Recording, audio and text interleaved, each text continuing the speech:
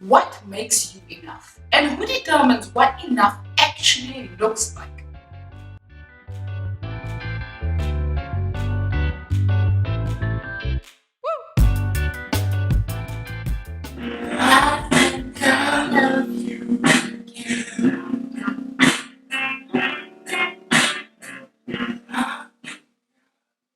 Happy New Year! Happy New Year!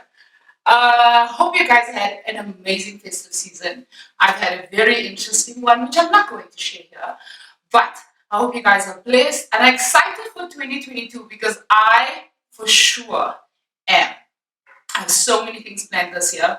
And I've been speaking for a long time about vision boards and how to actually make sure you are prepared for the year. But that is not the topic for today. Today, I want to talk about your worth and what enough actually means. So the question I have for you is, what makes you enough? And who determines what enough actually looks like?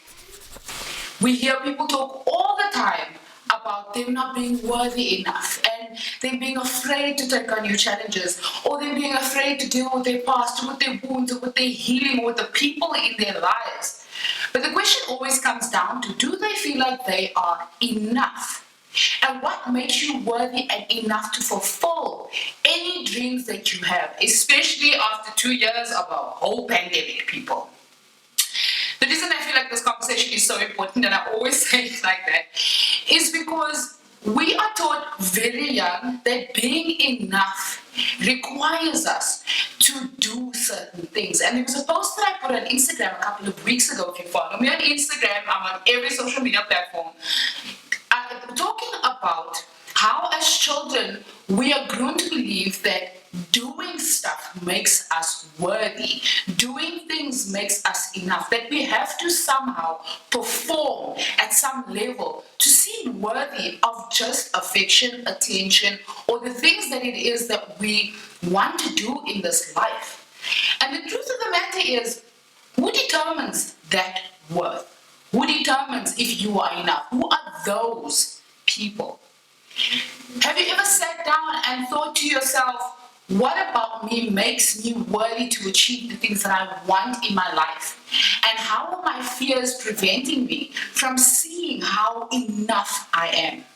The post that I put up day before yesterday on Instagram is something that I've been writing, talking about fitting into a group of people that have more and using my personality to seem as though I am enough to fit in. Now, my question for you is, how often have you had to do that? How often have you had to adjust yourself or use something you know as a strength to fit into a specific crowd of people because you didn't measure up to what you thought they required for you to fit into that group? When you do that, do you sit back and wonder to yourself, am I actually being authentic to myself in this moment? Am I being everything I need to be, regardless of what it is I have and don't have? And if you're not sitting in that space, you are being inauthentic to try and fit into a group of people.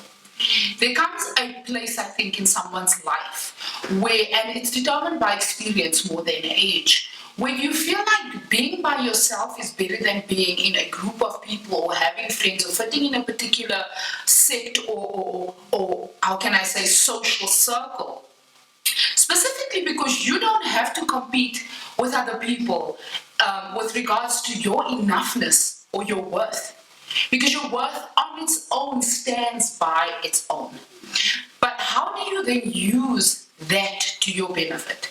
If you don't understand all of your strengths, understand your weaknesses and are currently working on them, and working through things that have come, like I've mentioned so many times in my videos, from your past and your childhood, habits that don't help you in your everyday life. If you're not sitting in that place, you're always going to be looking to be enough or worthy to somebody else. This is how you get stuck in relationships that don't serve you, and in friendships and in family circles that don't serve you, because you always have to compete for some sort of placing in these people's lives. But if you find a place of worthiness and feeling enough just for yourself, it is easy to be by yourself and be able to process things by yourself. Being alone is not lonely. It's a conversation that I see people have all the time on social media about, I'm so lonely, I'm single, I don't have anybody. But why are you lonely? Are you lonely because you don't find value in spending time by yourself? Or is it that you find value in spending time with other people because they make you feel worthy of something when you are with them? They make your presence feel like it means something in the world. But why does your presence not mean anything in the world to you? It's very important to understand that valuing yourself first and foremost is going to allow you to value the relationships that you do formulate in your life. It's going to help you value the relationships you develop with your children and the people that you raise up in your life. But you need to feel worthy of that position. And that doesn't mean you don't get stage fright or you don't feel like you walk into a room where there are big names and you feel uncomfortable and afraid. That's normal. But if you can stand in your own power with that fear in tow and still produce whatever it is you need to produce, that is a sure sense and a sure indicator that you have gotten to a place where you understand with your faults, with your good and your bad, with the things that you're still going to learn in this life, because you never learn everything, you are still enough. And you are enough for you where you don't need anybody to see it to make you feel worthy of your existence. I feel like this is a good place to start in the beginning of the year, because we all have these plans for the year. We all have these goals. I've heard so many people say because of the pandemic for the last 2 years, they're not claiming 2022. Ching, I'm claiming 22, y'all. Because they are afraid that they won't be able to meet the need and the goals that they have attained for themselves.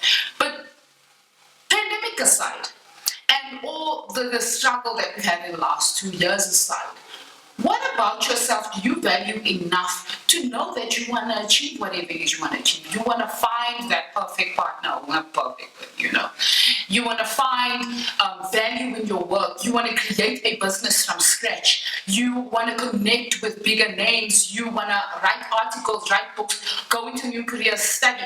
What about that brings you more value and for you makes you feel like it accelerates your enoughness? Because where you are right now, you are worthy.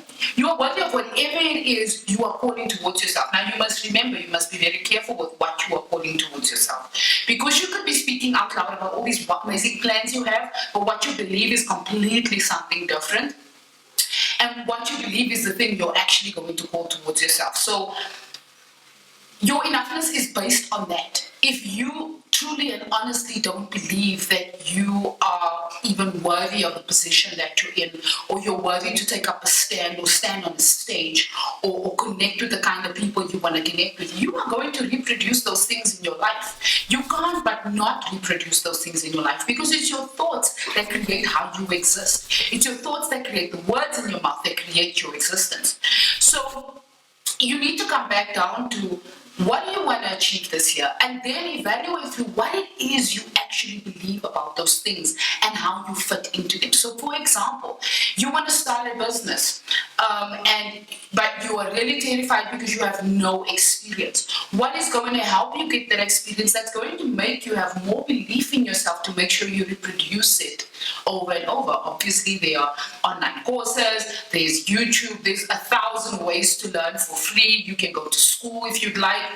Those are the things that are going to help you build on your value system. Your power comes in understanding that you have all the tools in your toolbox to attain what it is you need to help grow your value, even if it's at a minimum. Your own personal value, not for everybody else to see. People don't see what it is you learn on the inside.